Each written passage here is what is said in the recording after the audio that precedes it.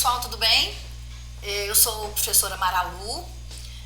Hoje nós vamos ter uma aula aí sobre as correntes excitomotoras. É um prazer estar aqui hoje, passando um pouco desse conhecimento para vocês sobre essas correntes. Muito obrigada aí pelo convite de estar aqui, né, para poder passar esse conhecimento para vocês. Queria me apresentar, né? Eu sou Maralu Araújo, sou fisioterapeuta, né? Sou fisioterapeuta na área de dermatofuncional, né? Tenho o título de dermatofuncional pela Prova Nacional de Títulos do COFITO. Sou mestre em Gestão de Serviços de Saúde pela UFMG. Minha graduação também em Fisioterapia foi pela UFMG. E sou professora, né? Já há alguns anos, já há 20 anos, né? Eu trabalho nessa área de dermatofuncional e também leciono em algumas universidades, algumas instituições de ensino aqui na região metropolitana de Belo Horizonte, né? E hoje nós vamos então falar aqui sobre esse equipamento que eu gosto tanto, que eu acho que ele é um dos aparelhos, né, as correntes excitomotoras. Eu costumo inclusive falar com alunos, né, que é um dos primeiros aparelhos que a gente tem que pensar em adquirir quando a gente vai trabalhar, principalmente com a estética, principalmente pelo fato dele ter uma oxidação de gorduras. Nós vamos falar sobre isso bem detalhadamente aqui durante essa aula. E eu recomendo que você pegue o seu caderninho, sua caneta ou seu bloco de notas aí do seu celular, do seu tablet, para fazer anotações, porque é muito importante a gente saber a parametrização da corrente russa. Para a gente ter os resultados desejados, para a gente ter o resultado adequado que a gente quer no nosso paciente, no nosso cliente, a gente tem que ter em mente esses parâmetros adequados. As correntes excitomotoras, como o nome já fala, né, ela tem um efeito de estimulação tecidual. Ela vai estimular tecidos excitáveis, né, nervos e músculos, né, tecido nervoso e tecido muscular, que vão ter a sua despolarização da membrana, produzindo então uma contração muscular. Então essas correntes têm esse efeito de contração muscular. O que vai variar é o nosso objetivo terapêutico. Qual é o meu objetivo com essa contração? Meu objetivo é fortalecer a musculatura, é trabalhar uma flacidez muscular, é trabalhar uma oxidação de lipídios. Então, a contração muscular é o efeito fisiológico dessa corrente. O meu desejo terapêutico, meu objetivo terapêutico, né, melhor dizendo, vai determinar os parâmetros que a gente vai usar. E aí, para a contração muscular, ela pode produzir o fortalecimento, como eu disse, pode produzir a oxidação de gorduras, e isso vai depender da forma que a gente vai aplicar ali essa corrente. Eu vou colocar aqui os slides para a gente acompanhar. E aí, né, falando um pouco aí então dessas correntes. Antes disso, eu queria convidá-los a me seguir lá no meu Instagram, né, @profmaralu. O meu Instagram ele é voltado para profissionais da área, né, então a gente fala para profissionais. Convido vocês a me seguir lá, tá bom? Bom, o que são as correntes excitomotoras? Como eu já disse, são correntes que vão produzir uma contração muscular, certo?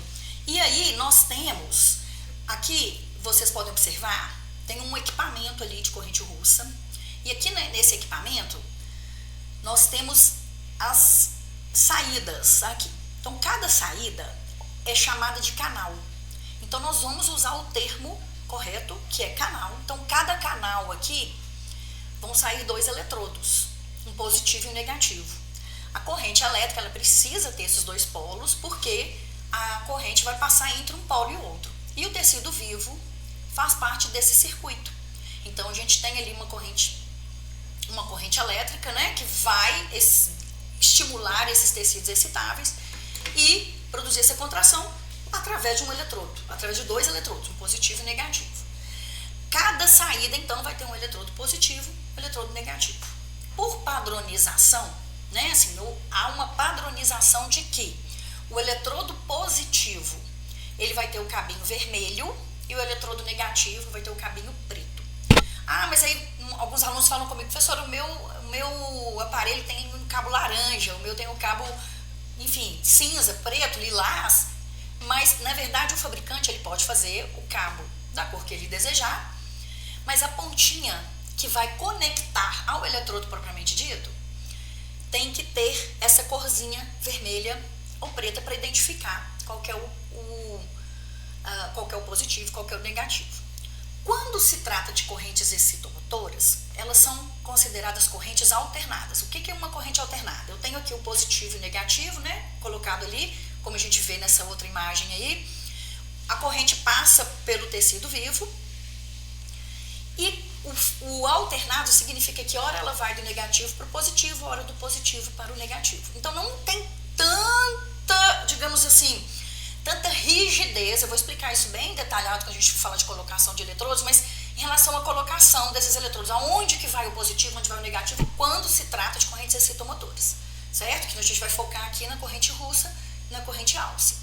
Quando eu falo que não tem tanto rigor na colocação dos eletrodos, significa que não tem rigor se vai ficar o positivo num local e o negativo no outro. Existe um rigor, sim, na colocação, aonde cada canal tem que ficar em cima daquele músculo ou daquele grupo muscular que eu desejo trabalhar. Por exemplo, eu quero, meu desejo de estimular o bíceps, meu músculo bíceps braquial. Então, eu vou usar o positivo e o negativo, ambos em cima do bíceps, né? Ou eu quero, por exemplo, contrair quadríceps.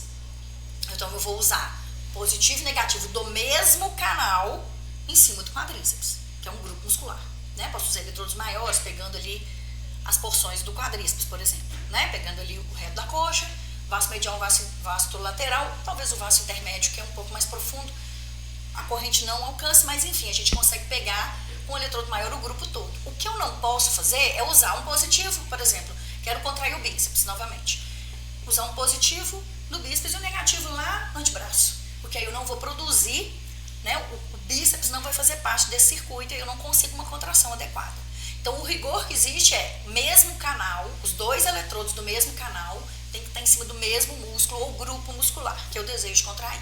Se vai ficar o positivo mais proximal ou distal, o negativo mais lateral, isso não tem tanta importância quando se trata de qual eletrodo vai ficar em qual local, nesse sentido, porque a corrente é alternada, ok?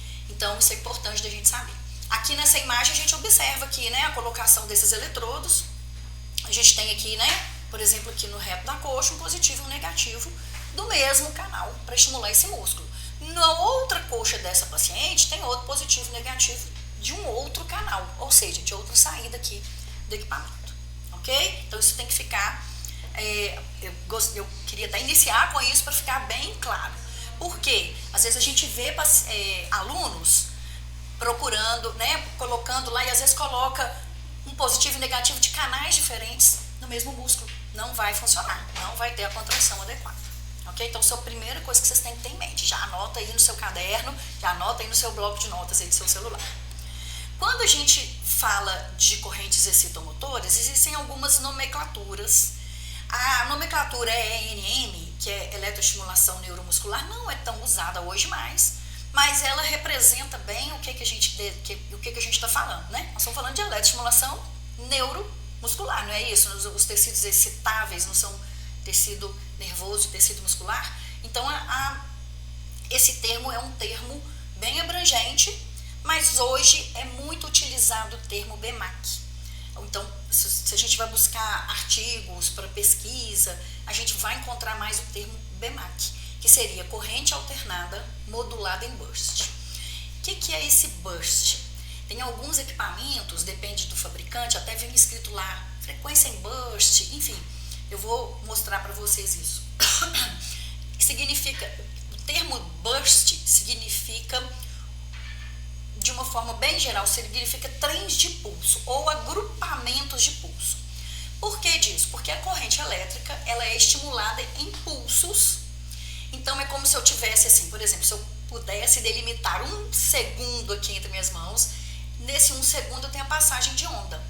Só que a passagem das ondas das correntes excitomotoras, ela não é uma passagem contínua, ela tem pequenos grupos de onda. E esses grupos de onda são chamados burst. Isso garante conforto, garante eficácia. Então, os bursts são pequenos grupos de ondas. E essas ondas, e essas correntes excitomotoras que nós temos hoje no mercado, elas são sempre moduladas em burst. Então, hoje o termo BMAC, que seria, né, a corrente alternada modulada em burst, é o termo mais utilizado. Ok? Então, quando a gente vai fazer pesquisa, a gente vai pesquisar o termo BMAC. As correntes que a gente utiliza, que são correntes excitomotoras, elas têm uma frequência de onda. Eu acabei de falar do BMAC, do burst, né? Que o burst nada mais é do que pegar essa corrente, que em vez de ela ter uma passagem sem interrupção, ela vai ter pequenos grupos de ondas passando, chamados burst. E aí essas ondas, a passagem dessa onda vai me dar a frequência. A frequência de onda adequada para estímulo neuromuscular são frequências que variam de 1000 a 3000 Hz. São considerados correntes de média frequência. Existem correntes de baixa frequência, por exemplo, os fisioterapeutas vão conhecer aí o FES, que a gente usa muito na reabilitação para contração muscular, que ele é de baixa frequência. Existem equipamentos de alta frequência, a própria radiofrequência, equipamento de radiofrequência, ultrassom, que é na faixa dos megahertz. Os equipamentos de correntes excitomotoras, eles têm uma frequência que é considerada uma média frequência, que varia ali de 1000 a 3000 Hz. Vai depender do tipo de equipamento que você tem, de qual corrente que você adquiriu, né? Se você adquiriu uma russa, se você adquiriu uma alce, para você verificar a frequência de emissão. As frequências acima de 3000 Hz, para as correntes, elas vão ter mais efeito analgésico do que efeito motor. Então, para a gente ter efeito motor, que é o nosso objetivo, né, que é estimular a musculatura, nós vamos trabalhar nessa frequência aí de 1000 a 3000 Hz. Quando você adquire um equipamento, então, por exemplo, você adquiriu um aparelho de corrente russa, geralmente a corrente russa são 2500 Hz. Aquela frequência já é a frequência de emissão daquela onda. Você comprou equipamento de 2500 Hz. Tem como a gente solicitar uma modulação lá na hora da parametrização para poder estimular melhor a fibra muscular. Mas em geral, então, as correntes vão ter, as correntes excitomotoras de 1000 a 3000 Hz, média frequência. Bom, quando se trata de correntes excitomotoras, as principais correntes são a corrente russa e a corrente alce. A corrente russa, né, como o nome já nos diz, foi produzida na Rússia na década de 80, né, o objetivo inicial dela era que os astronautas russos utilizassem essa corrente nas missões do espaço, para que eles não tivessem, né, já que não tinham gravidade, para que eles não tivessem grande perda de massa muscular, para uma manutenção de massa muscular. Então essa contração tinha esse objetivo. Já a corrente alce, ela foi produzida anos depois, ela é um aprimoramento, eu falo que ela conseguiu pegar a russa e melhorar ainda mais, né, assim, em termos de eficácia, em termos de conforto, apesar que ainda tem uma pequena discussão aí de realmente qual é a mais eficaz para contração muscular, né? Alguns autores consideram a russa ainda mais eficaz, mas ela é um pouquinho mais agressiva, né, do que a alce um pouco mais confortável, mas ambas têm efeitos similares em termos de contração muscular. O que diferencia a corrente russa da corrente alce são alguns parâmetros físicos, principalmente em relação à sua frequência de onda. Nós vamos abordar também. Então, as duas mais usadas são elas. E, em termos de aplicabilidade no paciente, elas são similares, certo? Elas são similares. O que acontece é que, às vezes, um fabricante, uma indústria, conseguiu a patente para produzir a corrente russa. Outra indústria vai produzir a corrente alce. Então, na hora que você adquire o equipamento, ou vai ser a alce ou a russa, mas o que a gente vai falar de parametrização aqui vale para as duas em termos de efeito, basicamente, mesmo efeito das duas. Elas vão mudar um pouquinho ali os parâmetros físicos, né, que nós vamos, como eu falei para vocês, principalmente parâmetros de frequência. Então, por exemplo, a corrente russa, ela tem uma frequência de emissão de 2500 Hz e ela tem uma duração de pulso de 10 milissegundos. O que é essa duração de pulso? Essa duração de pulso a gente pode modificá-la lá no equipamento. Os 2500 Hz, a corrente já vem com essa frequência. Essa duração do pulso é dos bursts que nós comentamos, né? Então, vamos focar um pouco aqui nessa questão da frequência, porque a frequência de onda, para a gente trabalhar as correntes excitomotoras, vai ser essencial. Então, na corrente russa, nós temos aí uma frequência de 2500 Hz. Na corrente alce, nós temos uma frequência de 1000 Hz, certo? e a duração de pulso da corrente alça vai ser de 2 a 4 milissegundos. Mas aqui vamos pensar nessa frequência. Afinal de contas, quando a gente vem e fala assim, a frequência da Rússia é essa, a frequência da Áustria é essa, a frequência de aplicação é essa e aquela. Mas afinal de contas, né, o que é frequência de onda? Né? Frequência de onda, e aí eu queria que vocês prestassem bastante atenção, porque eu vejo isso muito em alguns alunos que confundem o termo frequência com o termo intensidade. Intensidade é o quanto, é a amplitude dessa onda. Então, quando eu aplico uma corrente elétrica, uma corrente excitomotora no meu paciente, que eu vou aumentando a intensidade, ele vai tendo a sensação que a corrente está passando. Isso é intensidade. Intensidade é o quanto, é a amplitude dessa onda, é a dose. Frequência não tem nada a ver com a dose. Então, por que eu falo isso? Alguns alunos falam assim, mas se for alta frequência vai ficar mais desconfortável, vai doer, Não, a frequência não interfere na sensação. Pode até dar uma pequena diferença, mas eu falo em termos da intensidade da sensação, não é na frequência que a gente mobiliza, que a gente modifica lá o parâmetro. Então, frequência de onda, aqui eu estou mostrando duas frequências ali, ó. Uma baixa frequência e uma alta frequência, uma frequência mais alta. Lembrando que os nossos equipamentos são de média frequência. Então, ali, vamos imaginar aqui, nesses gráficos que vocês estão vendo ali, que ele está, o eixo X ali representa o tempo em 1 segundo. Então, o número de ciclos de onda, o que é o ciclo de onda? É do início ao final daquela onda, onde inicia um novo desenho igual, né? Daquele desenho senoidal. Então, ali a gente tem uma frequência de onda baixa, né? Eu tenho menos ondas passando, tenho um ciclo menor. E no segundo desenho que vocês estão vendo aqui, eu tenho muitas ondas passando no mesmo período de tempo, nesse mesmo 1 segundo. Então, frequência nada mais é do que o número de ondas ou de ciclos de ondas que percorre esse tecido vivo, quando eu ligo uma corrente elétrica, por segundo. Certo? Então, voltando, se a corrente russa tem 2.500 Hz, significa que a cada segundo, essa corrente, a emissão de onda vai ser de 2.500 ondas a cada segundo. Na corrente alça, se a frequência é 1.000 Hz, significa que na hora que eu estou utilizando a corrente alça, estão passando 1.000 ondas ou ciclos de ondas por segundo. Ok? Então, isso é frequência. A intensidade é outro parâmetro que nós vamos falar dele. A intensidade é o quanto, é a dose, né? Que, na verdade, se a gente for pegar aqui pelo gráfico, seria a amplitude dessa onda. E ela vai ser subjetiva, vai ser de acordo com a sensação do paciente, né? Ela tem que ser forte o suficiente para produzir contração, mas ela vai ser, a intensidade é um pouco diferente, é totalmente diferente de frequência, né? São parâmetros físicos. Então, frequência, número de ondas por segundo, número de ciclos de ondas por segundo, ok? Quando nós vamos trabalhar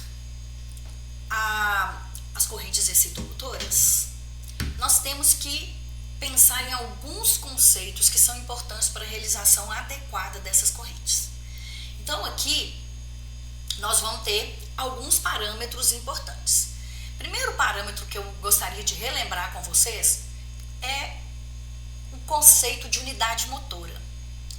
Porque a gente tem que lembrar um pouco da fisiologia muscular, né, para entender o funcionamento correto dessa contração muscular que vai ser produzida aí pelas correntes excitomotoras. Aqui, a imagem está até mostrando pra gente ali, ó, eu tenho uma terminação nervosa que está responsável por inervar um grupo de fibras musculares, ou seja, várias fibras musculares e uma única fibra nervosa que é responsável pela inervação de todas essas fibras. Isso nada mais é do que a unidade motora.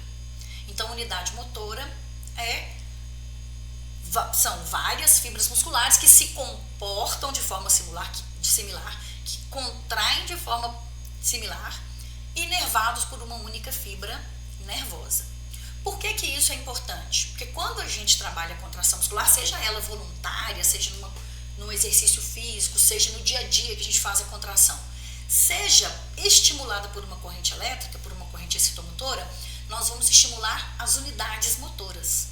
E as unidades motoras, como a gente colocou aqui, elas são compostas por essa fibra nervosa e pelas fibras musculares, por várias fibras musculares que compõem essa unidade motora.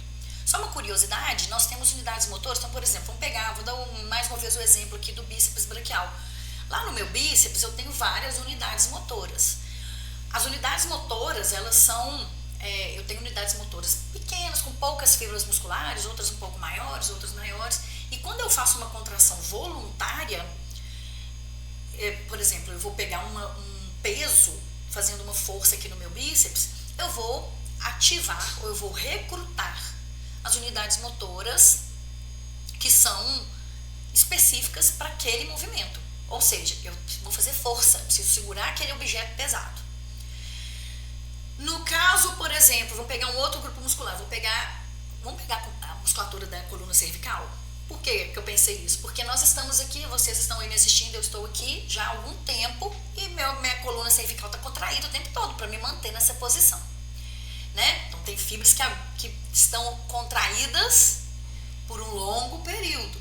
E as unidades motoras são compostas por fibras similares. Então, são fibras de contração lenta, são fibras que mantêm a minha contração por um longo período e demoram a fadigar. O meu bíceps, eu tenho mais fibras de contração rápida. Eu consigo ter força, mas eu não consigo uma resistência muito longa.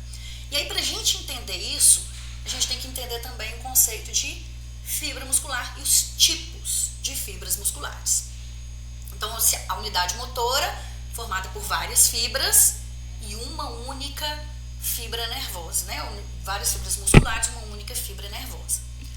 E aí, a gente tem que entender aqui agora o conceito de fibra muscular. Então, aqui eu coloquei um quadrinho aqui com algumas características das unidades motoras.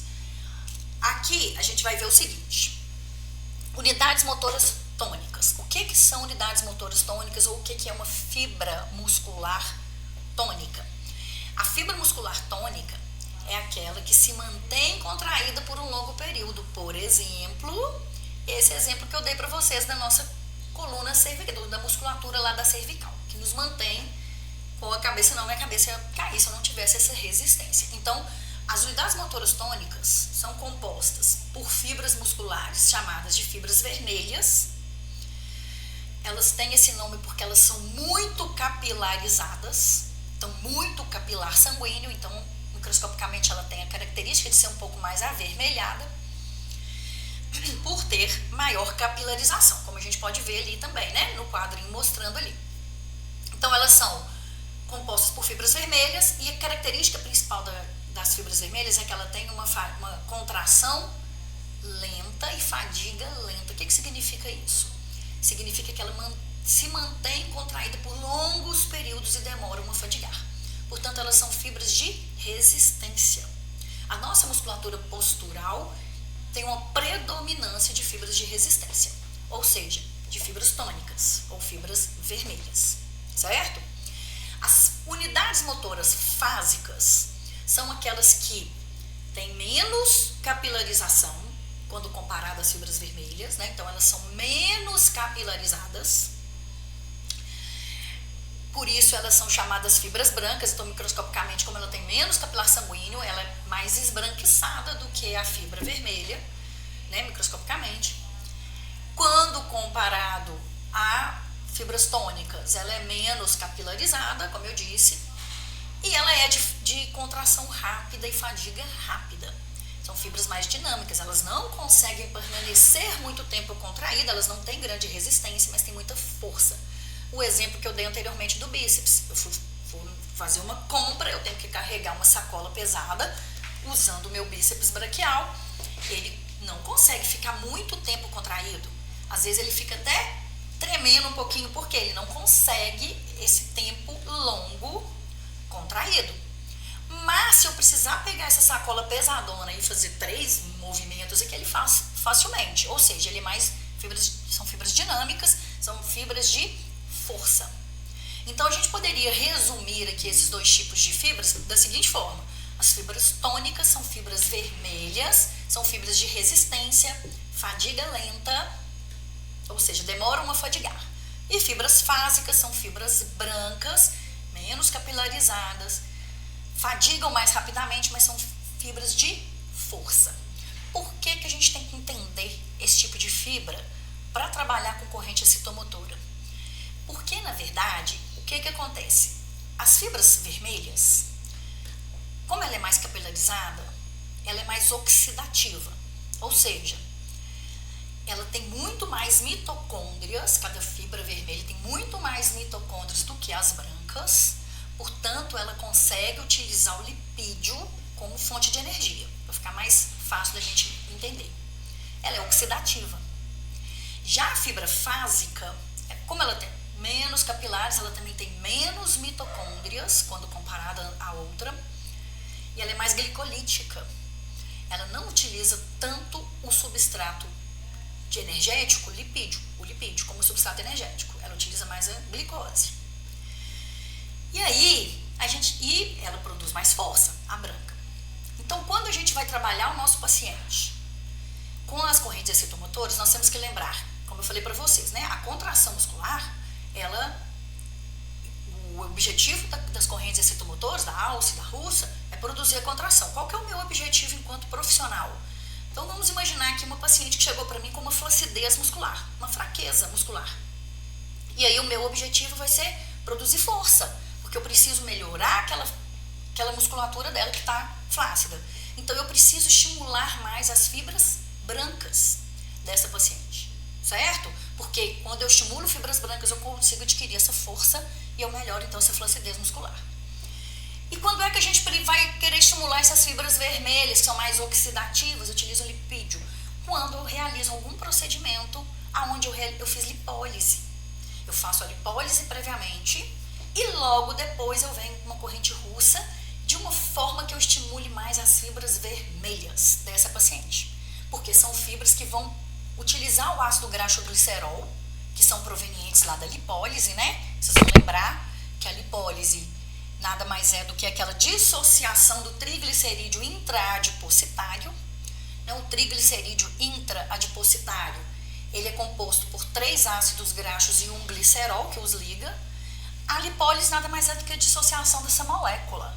E aí lá no lipídio, lá no adipócito, quando eu tenho a dissociação dessa molécula, esses 3 ácidos graxos ficam livres, esse glicerol, e eles vão pela corrente sanguínea e eles precisam ser oxidados. E aonde que eles vão ser oxidados? No músculo, especificamente nas fibras vermelhas ou nas unidades motoras vermelhas, tônicas.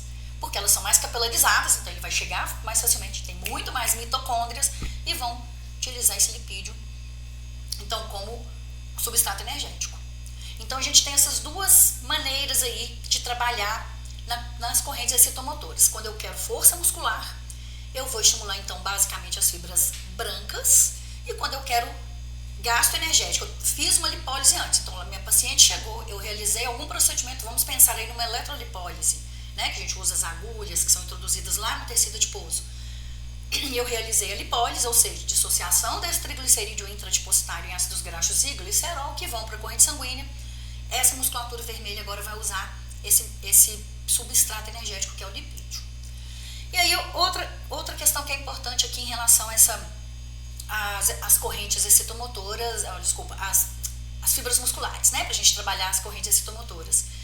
Todos os nossos músculos, todos, têm fibras brancas e fibras vermelhas. Porém, existe uma predominância. Eu dei o exemplo aí da coluna cervical, da musculatura da coluna cervical. Ele tem uma predominância quase de 99% de fibras vermelhas. Ele é composto por unidades motoras tônicas, permanece contraído por longos períodos sem fadigar.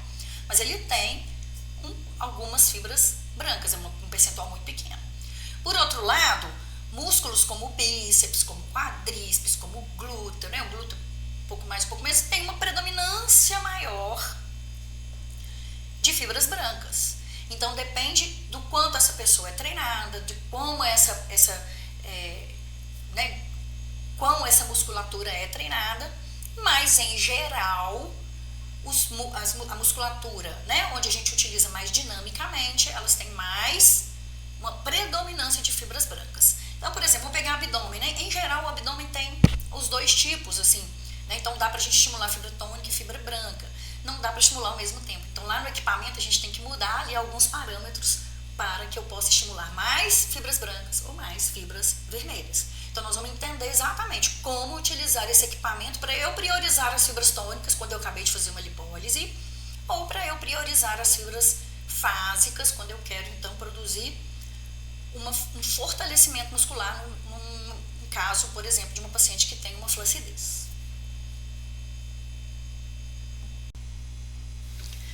Então, pessoal, um outro parâmetro que é importante da gente saber aqui, né? Nós falamos lá o que são as fibras vermelhas ou tônicas, fibras brancas e fásicas, né? Essas fibras, elas têm uma frequência natural, fisiológica de despolarização. O que significa isso?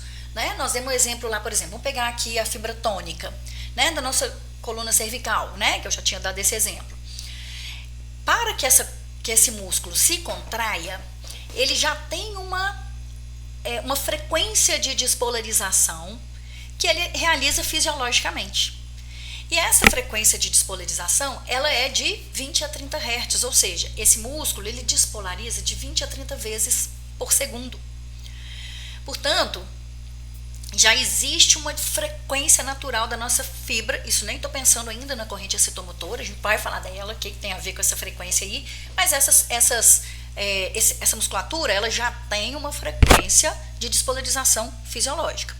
Já as fibras brancas ou fibras fásicas, elas também têm a sua frequência de despolarização, que vai ser entre 50 e 150 Hz. Tem algumas variações na literatura que vocês podem encontrar, mas em média, assim, na maioria dos textos, fala entre 50 e 150. Tem literatura que fala 80 a 150, 50 a 80, 50 a 100, enfim. A mesma coisa para a fibra tônica ou vermelha. Tem literatura que fala de 10 a 50, de 20 a 50, mas é na faixa ali dos 20 a 30 para a fibra vermelha, 50 a 150 Hz para a fibra branca. Esta é a frequência fisiológica, ou seja, é a frequência na qual esta musculatura despolariza fisiologicamente, certo? Portanto, quando nós vamos utilizar a corrente excitomotora, seja russa, seja alça, enfim, nós temos que estimular, nós temos que utilizar essa corrente na mesma frequência com a qual a fibra muscular que eu desejo contrair despolariza fisiologicamente. Ou seja, se meu objetivo é trabalhar uma flacidez muscular, portanto, eu tenho que estimular a fibra branca, que é a fibra de força, eu preciso que o meu equipamento tenha a mesma frequência da frequência fisiológica dessa fibra, que é de 50 a 150, que é a fibra branca. Não, meu objetivo, eu trabalhei a lipólise, eu tenho lipídio disponível e aquele paciente agora eu preciso mobilizar, oxidar esse lipídio lá na fibra muscular, lá na mitocôndria, lá da fibra muscular. Então eu preciso estimular fibras vermelhas, então eu tenho que manipular o equipamento para que ele emita uma onda, seja russa, seja alce, né, que ele emita uma frequência de 20 a 30 Hz. Porém, vocês vão lembrar o seguinte, vocês vão falar, ai professora, mas você me falou agora mesmo que a corrente russa tem 2.500 Hz, que a corrente alça tem 1.000 Hz, e é fato, né? Então, quando a gente fala de corrente russa, você comprou um equipamento que tem uma frequência de 2.500 Hz. Quando você comprou uma corrente alça, você comprou um equipamento que tem uma frequência de 1.000 Hz. Tem pequenas variações, tá? Dependendo do fabricante. Mas, enfim, esta frequência que eu estou dizendo que é da corrente, que ela vem lá no meu equipamento, ela é chamada frequência de emissão ou frequência portadora. Inclusive, tem alguns fabricantes, tem equipamentos que eles fazem o seguinte. Você pode, inclusive, escolher se você quer frequência portadora de 2.500 ou de 1.000, ou seja, aquele aparelho, então, ele me oferece russa e alce. Mas vamos imaginar que você comprou lá uma corrente russa. A frequência de emissão ou frequência portadora é 2.500 Hz. Mas eu falei agora mesmo que, para estimular a fibra tônica, por exemplo, eu preciso de 30 Hz.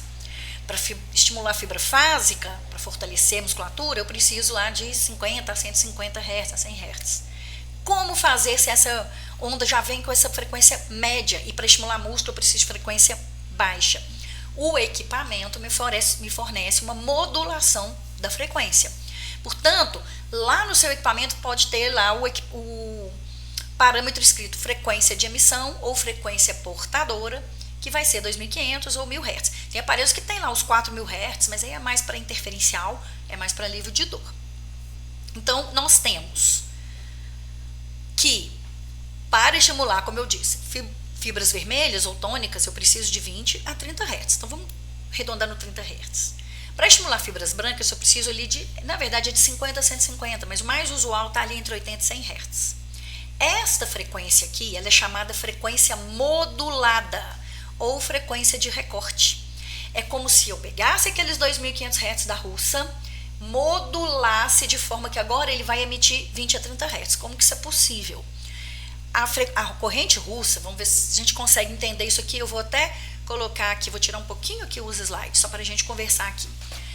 Quando eu tenho uma corrente russa, imagine novamente que eu tivesse a possibilidade, tivesse a condição de delimitar para vocês aqui entre minhas mãos 1 segundo. A corrente russa, ela emite 2.500 ondas em 1 segundo. Quando eu clico no equipamento, frequência portadora, 2.500, mas a frequência modulada ou a frequência de recorte é de 30, significa que o aparelho pegou aquelas 2.500 Hz e modulou em pequenos grupos de onda, ou seja, em burst. Lembra que nós falamos do burst? Com de forma que eu vou ter nesse mesmo 1 segundo 30 burst. Eu peguei esses dois, continua tendo 2.500 ondas, mas essas 2.500 ondas agora elas foram moduladas em grupinhos com pequeno intervalo em milésimo de segundo, e na verdade eu produzi agora o BMAC, né? A corrente modulada em burst. Eu modulo esses 2.500 Hz, então a russa sempre vai ter 2.500 Hz, ou seja, cada segundo vai ser emitido 2.500 Hz. Mas agora, quando eu coloco lá no equipamento frequência modulada de 30, o equipamento já faz isso modulando essas 2.500 ondas, ou ciclos de ondas, tá? Eu estou dizendo onda, fica mais fácil aqui pra gente, mas são ciclos das ondas, em 30 grupinhos. Ou vamos pegar que seja uma alce. A alce, nesse 1 segundo, ela tem 1.000 ondas passando, mas eu quero trabalhar fibra fásica, ou seja, eu quero trabalhar um fortalecimento muscular. Então, quando eu coloco lá no equipamento que eu quero uma frequência modulada de 100 para fortalecer a musculatura, o equipamento pegou essa alce que tem 1.000 ondas por segundo e modulou em 100 grupinhos de onda, 100 burst. Continua tendo as 1.000, mas agora elas estão moduladas em burst, com um pequeno intervalo entre cada burst em milésimos de segundos, certo? Por isso, hoje, o termo BMAC é o mais usado, que é essa corrente alternada, modulada em burst. Então, a gente modula a corrente. O equipamento faz essa modulação. E aí, quando eu tenho, então, uma corrente, que em cada segundo eu tenho 30 grupinhos, ela está estimulando o músculo em 30 vezes por segundo. Ela está estimulando o músculo na frequência adequada que ele precisa contrair, no caso de uma fibra vermelha. Ou em 100, por exemplo, ou em 80, para estimular uma fibra branca. Isso é uma dúvida muito frequente dos meus alunos. Os alunos sempre me perguntam, professor, como que pode, se eu preciso de 30 Hz, mas minha corrente tem 1.000 Hz. Então, na verdade, quando você vai lá no equipamento e modula nessa frequência modulada, você está transformando, entre aspas, né? Vamos dizer assim, 1.000 Hz ou 2.500 Hz nos 30 que você deseja. Mas não é que você transformou, você não fez uma mágica. O equipamento continua tendo as 1.000, mas agora ela está modulada em burst. Está modulada como se fosse um trem em vagões. Então, agora, em vez de eu ter 2.500 ondas, eu tenho, fica fácil a gente entender, como se fossem vagões de um trem. O burst é o vagão do trem, e eu tenho 30 vagõezinhos, distribuídas as ondinhas dentro desses vagões. Deu para entender isso? Espero que tenha ficado claro para vocês, porque isso realmente é uma dúvida muito frequente, dessa modulação da onda, né, na frequência adequada. Então, quando eu tenho equipamento que tem lá 1.000 Hz, e eu preciso estimular fibra branca, meu objetivo é fortalecimento muscular, eu vou modular. É só ir lá no botão frequência modulada, frequência de emissão, ou tem até um equipamento de um fabricante que ele vem escrito frequência burst. Olha como que já facilita, quando você pegar esse equipamento, você já vai saber, depois que você assistiu isso aqui. Frequência burst significa o quê? Que você vai modular em burst. Então, você vai colocar lá seu objetivo, eu esqueci qual que eu falei, fibra branca, enfim, seu objetivo é estimular fibra branca para fortalecimento, você vai lá e coloca 80. Então, você já vai priorizar, você vai enfatizar o estímulo da fibra branca quando você está usando a corrente excitomotora, ok? Então, isso é muito interessante da gente entender, porque isso aqui, se você usar uma frequência errada, você não consegue o objetivo que você quer com o seu paciente. Né? E é uma coisa que relativamente simples. A gente tem que entender um pouquinho da física, o que é esse burst, o que é esse... Mas, agora que vocês entenderam, vai ficar facinho quando vocês pegarem seu equipamento, né? Que você for trabalhar especificamente lá uma fibra ou outra, né? Um tipo de fibra ou outro que você vai escolher lá. E aí, quando é que eu escolho a vermelha, quando é que eu escolho a branca? Nós já até falamos, né? Fibra vermelha, né? Quando estimular fibra vermelha ou quando estimular fibra branca. As fibras vermelhas, como a gente já disse, elas são mais oxidativas, né? Elas precisam ter maior consumo energético, elas precisam, na verdade, de lipídio para produzir energia. Elas têm muito mais mitocôndrias do que as brancas. Então, elas devem ser estimuladas após a lipólise. Então, eu tenho um equipamento lipolítico, por exemplo, eu tenho uma eletrolipólise, né, que a gente utiliza, ou até mesmo para quem utiliza aí, para quem é da área que trabalha com injetáveis, que vai trabalhar ali a lipoenzimática. A lipoenzimática a gente só não pode usar ali nas primeiras horas, né? Tem algum tempo a gente falava em 24 horas, 12 horas para fazer a corrente russa. Tem algumas mesclas que permitem até 4 horas após. Mas em geral 12 horas até 24 horas após, eu posso usar uma corrente russa para priorizar, porque a mescla vai fazer a lipólise. Ou seja, o que é a lipólise? Para a gente lembrar, dissociar o triglicerídeo nos 3 ácidos graxos e num glicerol, que vai para a corrente sanguínea. Então, meu adipócito está aqui. Lá dentro do adipócito eu tenho triglicerídeo intradipositário. E eu vou usar um procedimento que você vai escolher lá, né, que você vai usar no seu paciente, para fazer essa lipólise, ou seja, essa dissociação. A gente usa aí, entre aspas, a quebra da gordura. Eu não gosto desse termo, né? Não é um termo correto que a gente vai usar, é a dissociação. Lá com o paciente, ok, mas aqui a gente vai falar o termo correto. Dissociação de 3 moléculas de ácido graxo e uma de glicerol. Elas vão lá para a corrente sanguínea e vão chegar lá nesse músculo que é rico em fibra vermelha, ou que nem seja, mesmo que ele não seja rico em fibra vermelha, mas ele vai chegar lá na fibra vermelha daquele músculo, porque você está estimulando especificamente esse músculo. Como que você fez isso? Você colocou os 30 Hz lá na frequência. Então, fiz um processo lipolítico. Agora, quando é o caso de uma eletrolipólise, ou mesmo um ultrassom usado para lipólise, eu já posso vir imediatamente com a corrente russa, usando uma frequência de 30 Hz. E quando estimular as fibras brancas? As fibras brancas, elas são mais glicolíticas, elas têm menos mitocôndrias quando comparadas com as outras, né, com as vermelhas, tem maior função de fortalecimento muscular. Elas devem ser estimuladas para tratar flacidez muscular. Eu dei até o exemplo aí anteriormente, o paciente chegou lá, uma flacidez de glúteo, eu avaliei essa paciente, eu observei que tem uma flacidez ali muscular. Certo? Lá na minha avaliação, na minha anamnese, na minha avaliação, observei que a musculatura dela está fraca, então tem uma flacidez de músculo. Eu quero utilizar a corrente russa, então tem que utilizar a frequência de 80, 100 Hz, né? Em geral a gente usa 80, para priorizar essas fibras brancas e trabalhar esse fortalecimento. Uma das aplicações das correntes excitomotoras, russa e alce, é na diástase abdominal. Então, quando a gente trabalha diástase, claro, diástase envolve diversos outros procedimentos aí, né? Não cabe nesse momento aqui nessa aula, mas um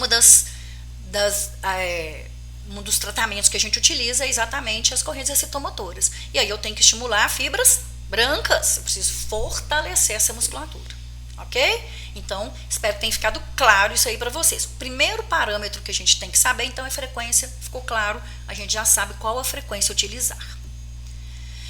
Além da frequência, as correntes excitomotoras, a russa e a alce, elas também têm outros parâmetros que você tem que ir lá no seu equipamento e colocar lá para você ter uma boa aplicação. O mais importante realmente é a frequência, você já entendeu, ok? Quando é que você vai usar determinada frequência. Outros parâmetros são o tempo on, né, que é o tempo de contração durante a aplicação, o tempo off, ou T-off, que é o tempo que não tem contração, o tempo de relaxamento, né, entre uma contração e outra, mesmo que seja uma contração ela vai ser isométrica nas correntes excitomotoras, mas eu preciso de um intervalo entre essas contrações.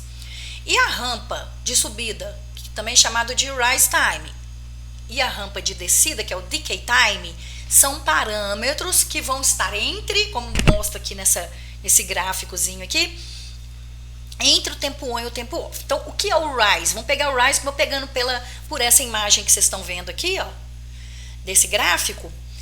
O rise time, ele é esse parâmetro, ele é o quê? Isso aqui tudo é medido em tempo e é medido em segundos, tá? Tempo on, tempo off, rampa de subida, rampa de descida são medidos em segundos. O rise time, ele é dado em segundos e ele é aquele tempo que sai do zero, ou seja, do relaxamento daquele músculo ou da estimulação zero até a estimulação máxima, que eu vou determinar lá na minha intensidade. A gente vai falar de intensidade já já. Geralmente, quando a gente vai trabalhar procedimento estético, eu estou entendendo, né? Eu vou colocar aí que eu tenho uma paciente que não tem uma lesão neurológica, que não tem uma alteração nervosa e tudo mais. Então, a gente utiliza, em geral, o rise time, a rampa de subida de 2 segundos. Quem estiver me assistindo aí, que trabalha com reabilitação, porque essas ondas, essas correntes excitomotoras podem sim ser usadas na reabilitação, né? Aí geralmente a gente usa um tempo um pouco maior, mas no geral para estética, para finalidade estética, 2 segundos. Então significa que em 2 segundos a corrente não está passando e ela vai aumentar nesse período. O que seria o tempo on? É o tempo que esse músculo permanece contraído na intensidade máxima que eu coloquei no equipamento, na dose máxima. Então, só para ficar mais fácil para mostrar para vocês, vou pegar meu antebraço aqui, coloquei um positivo aqui, um negativo aqui, os dois vão passar e vão estimular esse grupo muscular aqui, que são os meus extensores de punho. Então, na hora a contração não começa bruscamente. Eu tenho o rise time, né, a rampa de subida, para preparar essa contração. Uma vez que chegou aqui no máximo dessa contração, ele vai permanecer contraído pelo tempo on. E se o rise é de 2 segundos, o tempo on, ele tem variações, ele pode variar ali de 6 segundos até 15 segundos, né? Tem algumas literaturas que falam até mais. Quando é que eu vou usar 6, 10, 8, 7, 15? Depende do condicionamento desse paciente, depende de quanto esse paciente, se ele é sedentário, se ele já faz alguma atividade ou se ele não faz. Então, quando ele é sedentário, eu preciso usar um tempo on menor. Então, eu começo ali com 6, 8 segundos. À medida que esse paciente, nos próximos atendimentos, ele vai aprimorando a sua contração muscular, eu posso também aumentar o tempo on para aquela aplicação, certo? Terminou o tempo on, tá aqui minha contração, né? Ela também não para de uma vez. Ela diminui gradativamente, que é o decay time, como está mostrando aqui nessa imagem para vocês. Então, o decay time é o tempo que vai da intensidade máxima e vai reduzindo ao zero de intensidade. Também é dado, geralmente, para procedimento estético, 2 segundos. E o tempo off é o tempo que não está passando corrente, que esse músculo está recuperando para começar um novo ciclo. De novo rise, novo tempo on, novo decay, novo tempo off. Certo? Então, esses parâmetros, eles têm que ser colocados corretamente lá no seu equipamento. Então, rise time para procedimento estético, 2 segundos. Para reabilitação, se esse paciente tem uma lesão, tem um problema, uma questão neurológica, tem que ser mais, às vezes 3, 4 segundos. Tempo on, pode variar ali de 6 até 15 segundos. Quanto mais sedentário, menor o tempo on. E à medida que esse paciente vai recuperando, a gente vai aumentando gradativamente. Ok? O decay time vai ser similar ao tempo ao rise time, ou seja, o decay time vai ser 2 segundos e o off ele pode variar de 2 vezes o tempo on ou igual ao tempo on. Quando é que eu vou também determinar? Então, por exemplo, se eu coloquei um tempo on de 10 segundos, o meu off vai ser de 20, certo? Ai, parece muito tempo, não parece? De descanso desse músculo? Parece. Porém, esse músculo precisa recuperar para começar uma nova contração, é uma contração forte. E aí, nós temos que colocar esse dobro. Agora, se é um paciente já treinado, se é um paciente que já não é sedentário, é um paciente que já pratica atividade física, já tem uma atividade muscular ali razoável, nós vamos utilizar igual, 1 para 1, ou seja, para cada segundo de tempo on, eu também vou colocar a mesma quantidade de tempo off. Então, seria 10 segundos de tempo on, 10 segundos de tempo off. Outra coisa também é que esse tempo off, à medida que esse paciente está comigo ali, ele faz ali 3 vezes na semana, eu estou usando ali 10 de tempo on e 20 de off, mas ele já está melhorando a sua força muscular. Então, eu posso começar a ir diminuindo gradativamente o tempo off até que fique 1 para 1, certo? Existem até umas pesquisas. Tem uma pesquisa que mostra tempo on e tempo off iguais em puérperas, na região abdominal de puérperas. Mas foi 6 segundos, então é um período pequeno de contração. E elas não entraram em fadiga, certo? Mas foi um período pequeno. Agora, quando eu uso 10, 15 segundos de contração, talvez eu precise realmente de um relaxamento maior. Então, o tempo on e tempo off são parâmetros importantes. A rampa de subida e descida também, porque elas vão ser esse tempo em segundos intermediário ao tempo on e tempo off.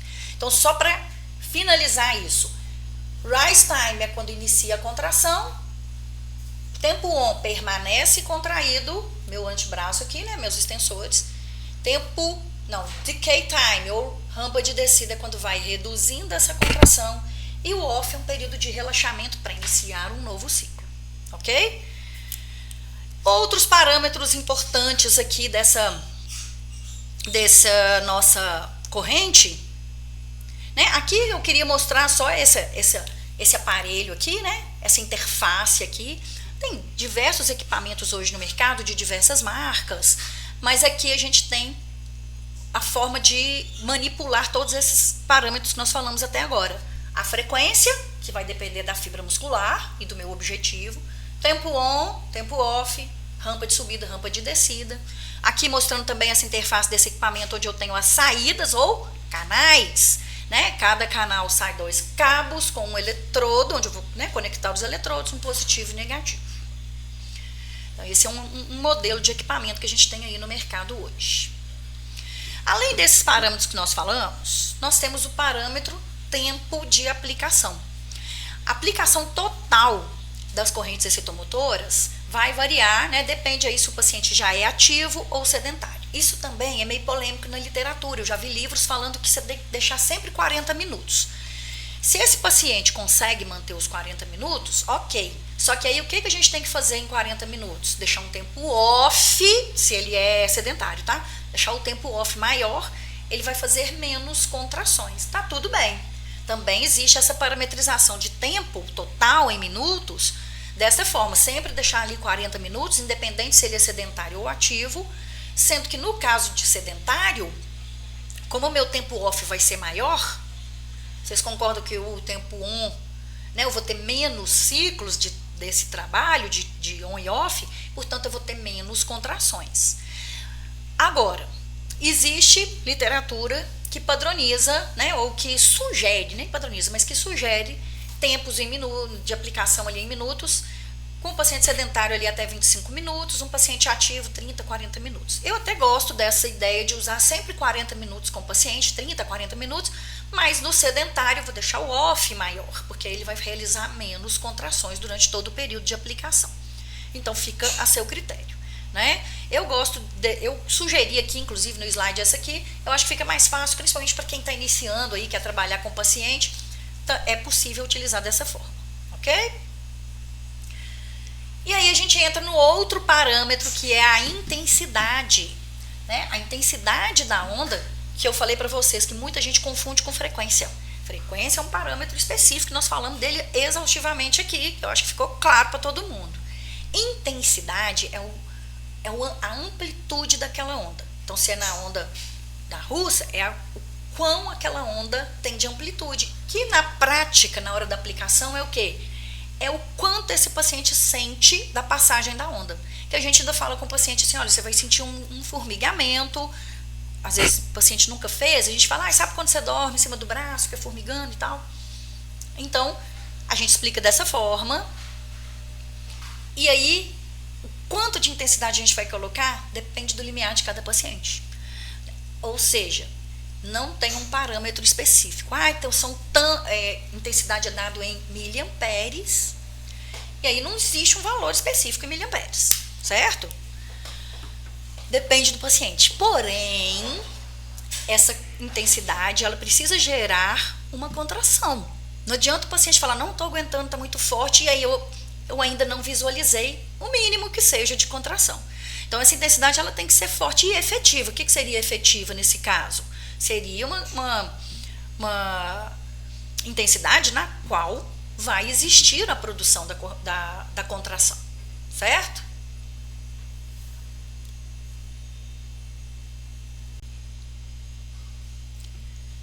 Então, além desses parâmetros, né? Então, a gente tem que estar sempre atento. Você vai estar sempre atento a isso. Frequência, tempo on, tempo off, rampa de subida e rampa de descida, o tempo total de aplicação e intensidade. Então, lembre-se que a intensidade tem que produzir uma contração visível, mesmo que ela seja mínima, ok? Um ponto também importante aqui é a colocação dos eletrodos. Existem, na literatura também, a colocação de eletrodos sobre os pontos motores, que são aqueles pontos demarcados ali na pele. Cada músculo tem um ponto específico onde tem uma maior estimulação, porque é onde o nervo se insere lá no músculo. Mas, em geral, principalmente quando se trata de procedimentos estéticos, a gente trabalha nas extremidades dos ventres musculares. Eu coloco um positivo e um negativo mais próximo da origem, não na origem, porque eu não vou colocar no tendão, eu vou colocar no músculo, mais próximo da inserção daquele músculo ou daquele grupo muscular. Eu vou mostrar para vocês aqui, vai ficar claro para vocês entenderem. E lembrando que eu já falei isso lá no início, mas reforçando, o mesmo canal no mesmo músculo ou grupo muscular, ou seja, lá na saída do equipamento tem os dois cabinhos, com os dois eletrodos da mesma saída, do mesmo canal, tem que estar no mesmo grupo muscular. Não é colocar qualquer positivo, qualquer negativo naquele músculo.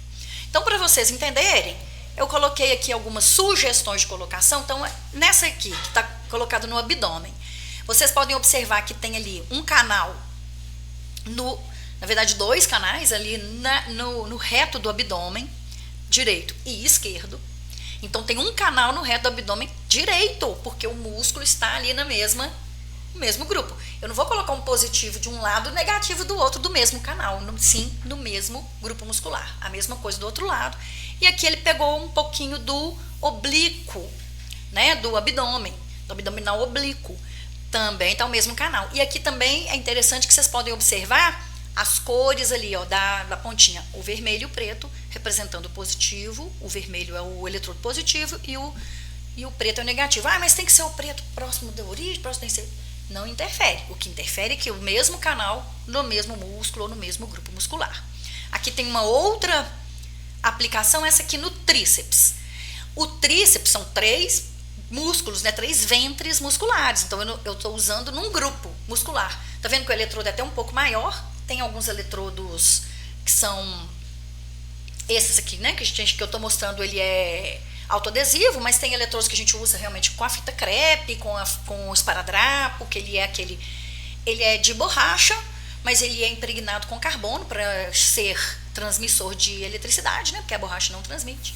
Então, a gente tem aqui a colocação, por exemplo, na região do tríceps.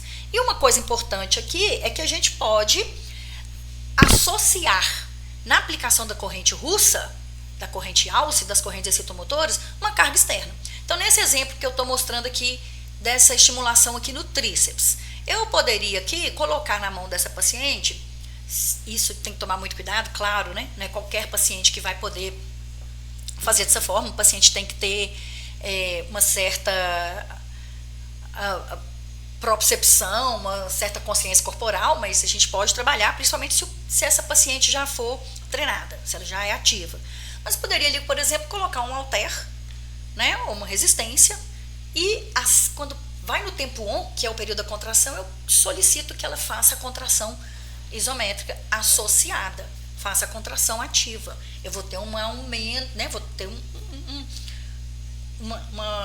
resultado maior, né? Porque eu estou associando uma contração da corrente com uma contração ativa. É possível trabalhar dessa forma e alguns profissionais usam, eu até gosto muito disso, de trabalhar dessa forma. Né? Por exemplo, eu vou usar na região interna da coxa, eu coloco os eletrodos, um canal na coxa direita, outro na coxa esquerda, canal, 2 eletrodos. E coloco uma bolinha, dessas bolinhas de borracha, né? Estilo aquelas bolinhas de pilates pequena. E aí, quando a corrente passa, ou seja, durante o tempo 1, eu solicito essa paciente a contrair junto, apertar a bolinha.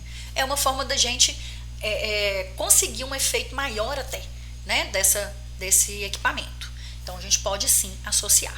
Aqui tem uma outra colocação, aqui já na região anterior de coxa, mostrando também uns eletrodos grandes, porque aqui eu tenho o quadríceps, que já são 4 músculos, 4 ventres, né? É um músculo com 4 ventres ali, o quadríceps.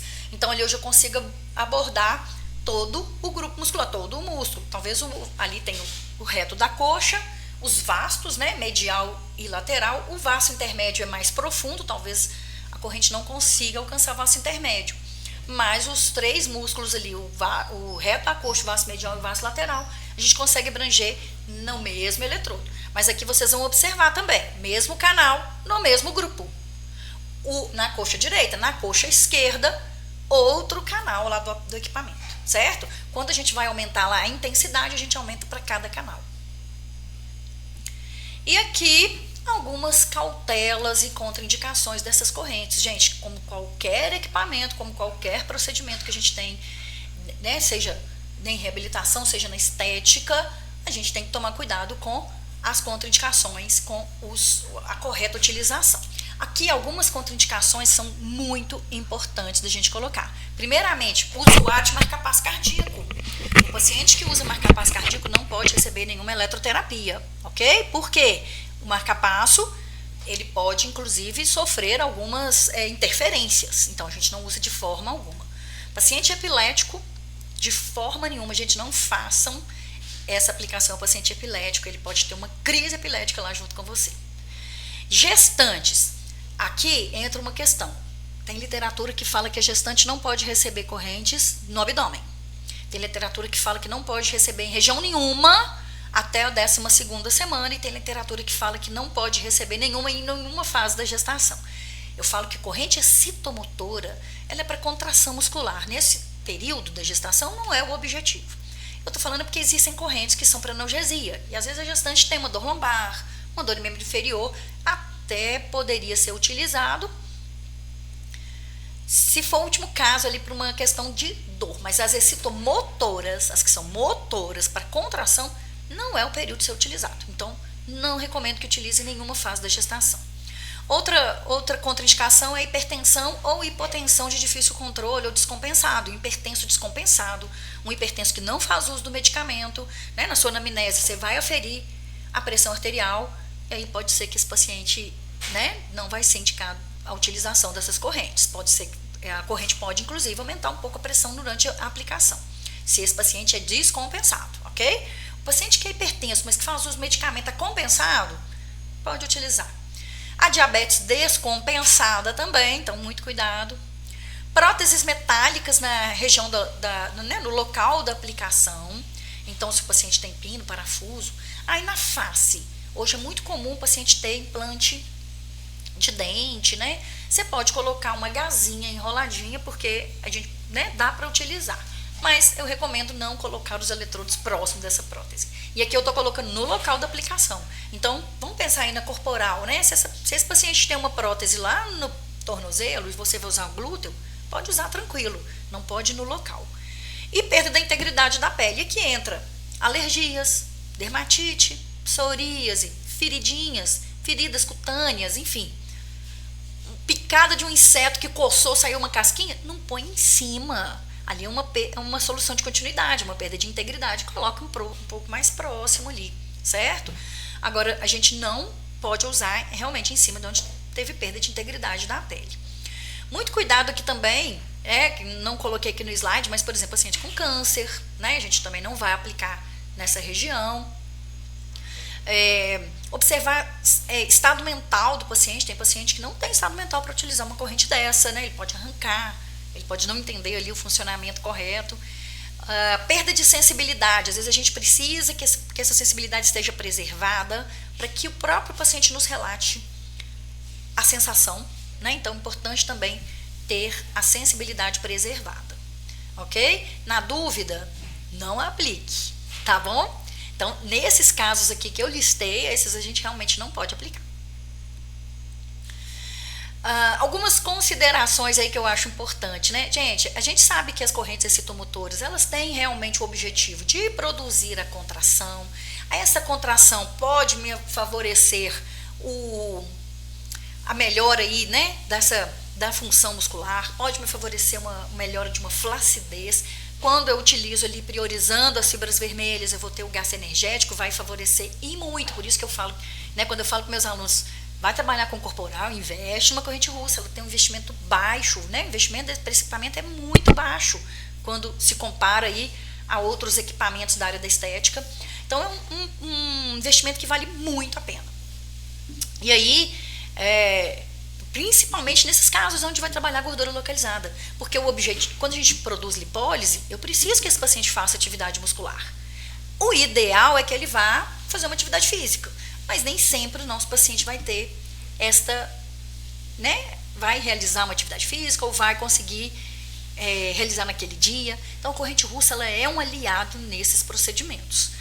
Claro que a gente tem que pensar que uma contração muscular ativa dentro de uma atividade, ela vai ser mais efetiva, mas aqui nós estamos falando de procedimento estético, que a gente pode inclusive associar uma corrente russa com uma atividade física e orientar, claro, esse paciente que a prática de atividades físicas, ela é importante também, tanto para manter a estética quanto para a saúde.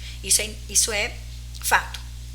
Então a gente tem que ter isso em mente, né? Eu adoro trabalhar com corrente excitomotora, eu adoro corrente russa, corrente alce, porque eu vejo realmente um resultado muito bom, principalmente para esses casos que eu falei, de pós-lipólise, certo? Porque se aquele ácido graxo e glicerol não forem metabolizados, não forem oxidados, eles voltam a depositar e aí eu não tive efeito adequado. Então pode ser metabolizado com atividade física, mas eu preciso dessa atividade muscular naquele dia, pelo menos, ou ali até umas 12 horas, e a gente tem essa possibilidade usando a russa ou a alce. Mas não significa que esse paciente não precise realizar uma atividade física, porque a atividade física ela é importante, inclusive, para a saúde.